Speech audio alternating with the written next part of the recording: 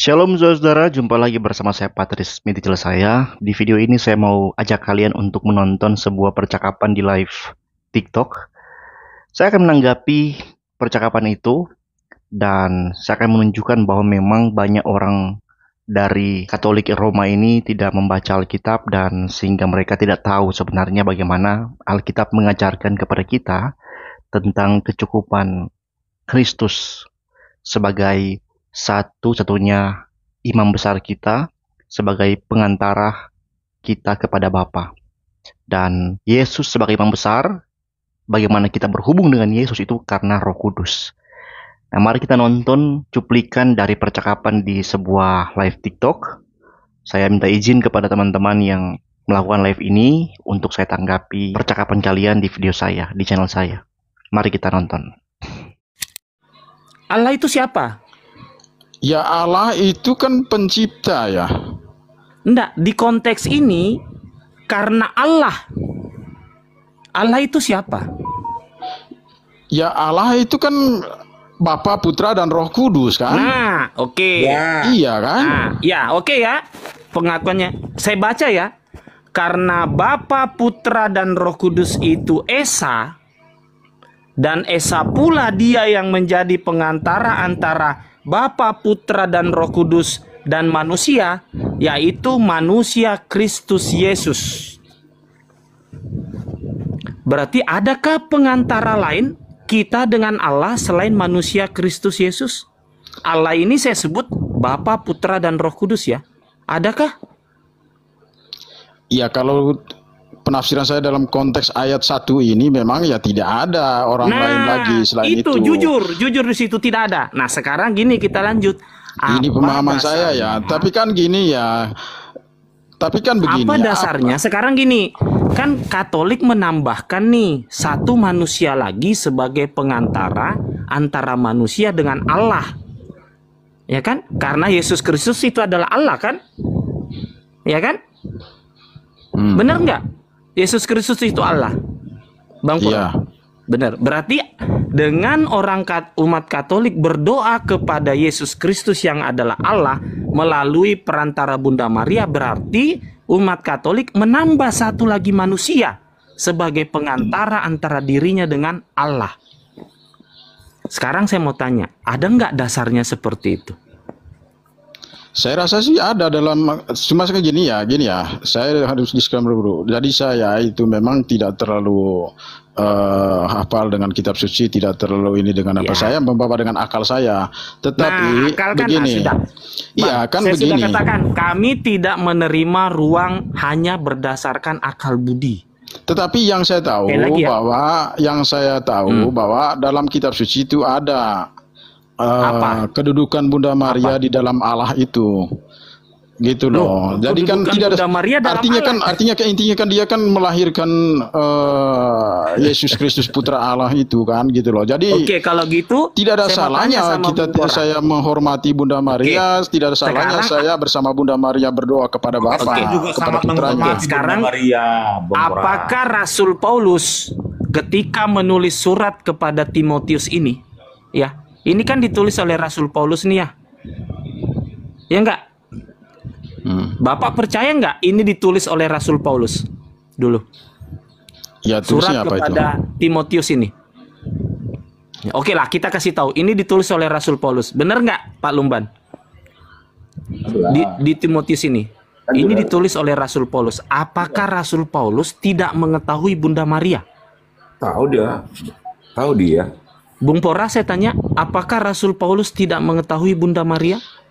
Tahu lah, tidak mungkin tidak tahu. Kalau memang Rasul Paulus tahu Bunda Maria dan ada pengajaran saat itu yang mengatakan bahwa boleh ada pengantara lain selain Yesus Kristus, kenapa Rasul Paulus tetap menulis ini?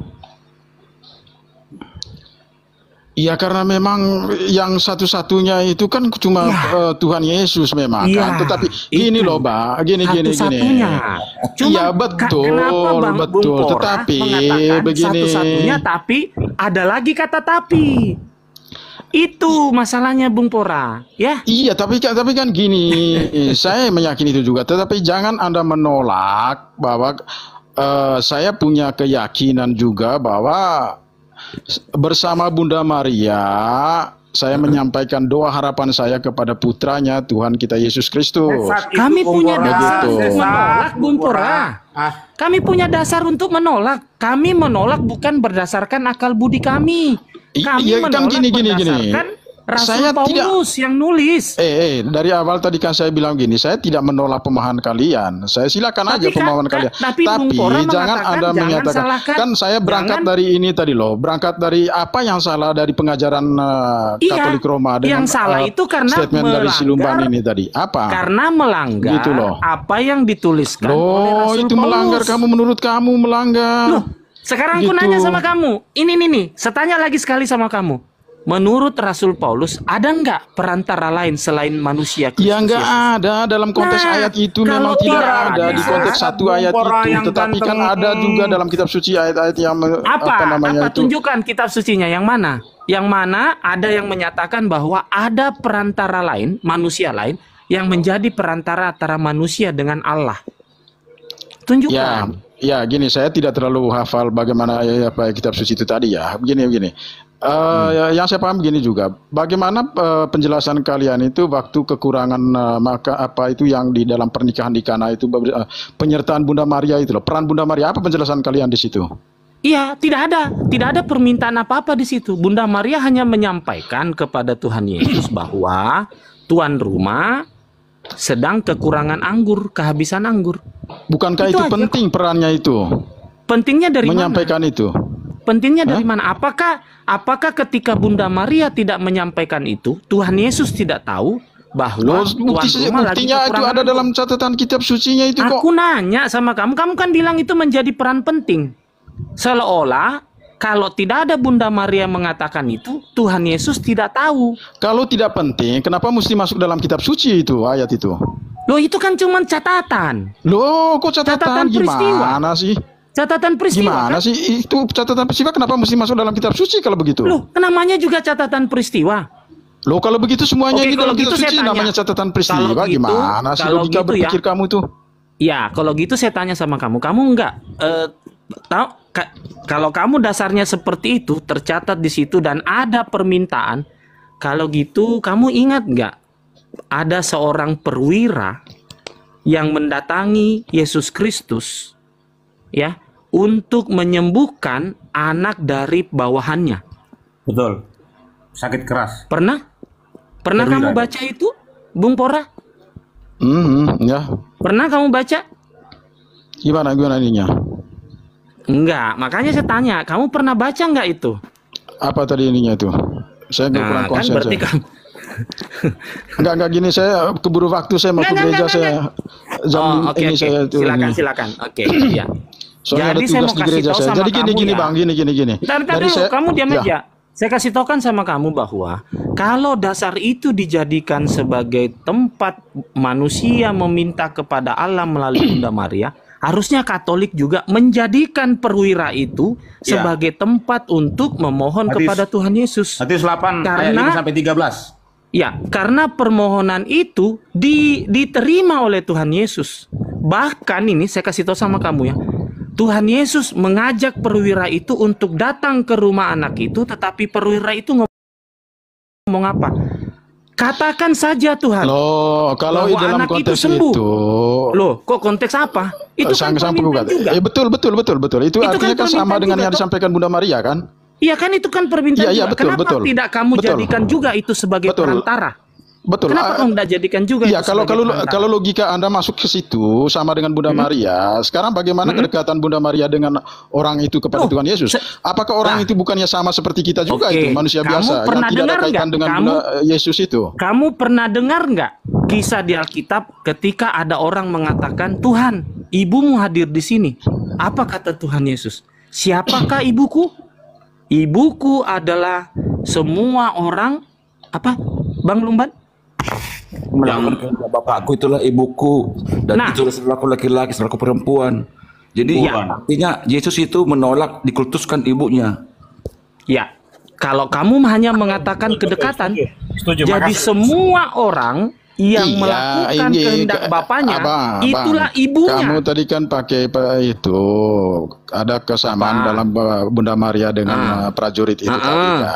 Saya ah, ah. menganggap begini, ketika saya pun juga ada bersama Yesus dulu, ketika ada persoalan pasti saya menyampaikan itu juga langsung kepada Tuhan Yesus. Tetapi kan tidak berarti orang harus mengikuti bahwa apa namanya kedudukannya sama gitu orang itu dengan Bunda Maria kan Loh, tidak. kan sudah Gitu loh. Bunda Maria lebih disebutkan. kedudukan tinggi Siapakah karena yang disebut melahirkan dengan Yesus. ibunya? Aku Gitu nanya dulu, loh. siapakah yang disebut dengan ibunya? Siapa yang disebut dengan ibunya? Siapa? Tiap orang Semua orang yang melakukan kehendak Kehendak Bapakku, itulah ibuku, itulah saudaraku laki-laki, itulah saudaraku perempuan. Iya. Iya betul itu. Nah, terus betul. apakah dengan itu dia mau mengatakan Bunda Maria bukan ibunya? Artinya kan gini, jadi Bunda Maria kenapa itu ditinggikan dalam iman saya Katolik?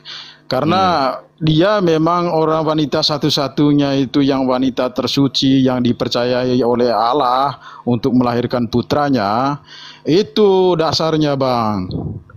Iya, Begitu loh. kita kan Kalau misalnya jangan lari ke begini ya, sana. manusia itu kan banyak, Kita tetapi kenapa larinya, mesti Bunda Maria yang dipilih Allah gitu Kenapa loh? Katolik menambah satu perantara antara manusia dengan Allah? Oke teman-teman, jadi poinnya adalah bahwa ya orang Katolik memang percaya selain Yesus Kristus, Bunda Maria bisa menjadi pengantara doa gitu. Tapi memang kita harus kembali kepada firman Tuhan ya, kepada Alkitab untuk melihat kebenarannya bahwa untuk menjadi pengantara kepada Kristus itu bukanlah pekerjaan Bunda Maria, karena Kristus telah mencurahkan Roh Kudus kepada orang percaya. Dan Roh Kudus itu kan dia pribadi ketiga Allah Tritunggal, dan dia secara hakikat tidak terpisahkan dengan pribadi kedua dan pribadi pertama, dengan Yesus dan Bapa. Jadi sebenarnya kita nggak perlu lagi ada perantara manusia lagi untuk kita datang kepada Kristus, ya. Untuk sampai kepada Bapa kita melalui Kristus, melalui iman kepada Kristus. Nah, untuk sampai kepada Kristus itu karena Roh Kudus gitu. Makanya kalau kita baca di dalam Ibrani pasal yang ke-7 ayat yang ke-25 dikatakan begini. Karena itu ia sanggup juga menyelamatkan dengan sempurna semua orang yang oleh dia datang kepada Allah. Oleh dia ini Yesus ya. Sebab ia hidup senantiasa untuk menjadi pengantara mereka. Jadi Yesus adalah pengantara antara manusia dengan Bapa. Artinya memang di sini nggak ada lagi pengantara antara manusia dengan Yesus gitu. Roh Kudus mempersatukan antara manusia dengan Kristus. Sehingga manusia di hadapan Bapa itu bisa layak. Karena kalau nggak ada Kristus ya kita nggak bisa layak di hadapan Bapa. Kita ini orang berdosa gitu. Nah, kita datang kepada Bapa bersama dengan Kristus ini, iman kita kepada Dia membuat kita bersatu dengan Dia. Dan itu karena karya Roh Kudus. Sehingga dibilang tadi kan, karena itu ia sanggup menyelamatkan dengan sempurna semua orang yang oleh dia datang kepada Allah. Sebab ia hidup senantiasa untuk menjadi pengantara mereka. Ayat 26. Sebab imam besar yang demikianlah yang kita perlukan, yaitu yang saleh, tanpa salah, tanpa noda, yang terpisah dari orang-orang berdosa dan lebih tinggi daripada tingkat-tingkat sorga. Yang tidak seperti imam-imam lain, ya, imam besar yang lain, yang setiap hari harus mempersembahkan korban untuk dosanya sendiri, dan sesudah itu barulah untuk dosa umatnya. Sebab hal itu telah dilakukannya satu kali untuk selama-lamanya, karena ia mempersembahkan dirinya sendiri sebagai korban. Nah, jadi saudara-saudara, kita harus ingat ya saudara-saudara, bahwa kita nggak perlu lagi pengantara siapapun itu. Kalau mau bilang kita menghormati Bunda Maria, orang Protestan menghormati juga Bunda Maria. Setiap pengakuan iman di gereja, kami menyebut nama Maria sebagai yang mengandung Yesus Kristus, yang melahirkan Yesus Kristus. Tapi kalau untuk praktik kita harus berdoa kepada Dia supaya Dia menyampaikan doa itu kepada Yesus, atau dalam konsep-konsep berdoa bersama dengan Maria, saya kira itu nggak sesuai dengan ajaran Alkitab ya. Dan itu sama sekali membuat kita lupa bahwa sebenarnya Roh Kudus yang diberikan kepada kita sudah cukup untuk menjadi penyalur doa kepada Kristus ataupun Bapa. Kita berdoa kepada Allah, doa kita bisa sampai kepada Bapa karena kita berada di dalam Roh Kudus. Oleh karena itu kita ada di dalam Kristus. Kalau kita baca pertama Yohanes 1 ayat pertama sampai ayat yang ketiga. Apa yang telah ada sejak semula, yang telah kami dengar, yang telah kami lihat dengan mata kami, yang telah kami saksikan, dan yang telah kami raba dengan tangan kami tentang firman hidup, itulah yang kami tuliskan kepada kamu. Hidup itu telah dinyatakan, dan kami telah melihatnya, dan sekarang kami bersaksi dan memberitakan kepada kamu tentang hidup yang kekal, yang ada bersama-sama dengan Bapa dan yang telah dinyatakan kepada kami. Apa yang telah kami lihat dan yang telah kami dengar itu, kami beritakan kepada kamu juga, supaya kamu pun beroleh persekutuan dengan kami, dan persekutuan kami adalah persekutuan dengan Bapa dan dengan anaknya, Yesus Kristus. Nah, jadi oleh karena kita percaya kepada pemberitaan para rasul, kepada apa yang mereka tuliskan ini, kita percaya bahwa Yesus Kristus yang telah mereka saksikan adalah Tuhan, Juru Selamat kita, maka kita menjadi satu persekutuan dengan para rasul. Ya kan? Kami di sini adalah kata untuk mereka, rasul. Kita menjadi satu persekutuan dengan mereka, dan persekutuan mereka adalah persekutuan dengan siapa? Dengan Bapa dan anaknya Yesus Kristus. Artinya sederhana. Ketika kita beriman pada Kristus, kita menjadi satu persekutuan dengan Allah Tritunggal. Tidak ada lagi pengantara-pengantara, satu tubuh gitu. Ya kan? Makanya saudara-saudara, kita harus perhatikan Alkitab, baca Alkitab, fokuslah kepada Kristus Yesus, dan dalam mentaati Dia, dalam semua apa yang kita lakukan, kita harus ingat bahwa itu sebagai bentuk ucapan syukur kita, bukan sebagai cara untuk kita diselamatkan atau dibenarkan. Karena pembenaran kepada kita hanya terjadi oleh salib Kristus, dan semua yang kita lakukan berdasarkan iman, itu berkenan di hadapan Allah. Oleh karena itu adalah bentuk ucapan syukur kita. Saudara-saudara, sekian video saya. Terima kasih telah menonton. Tuhan memberkati. Shalom.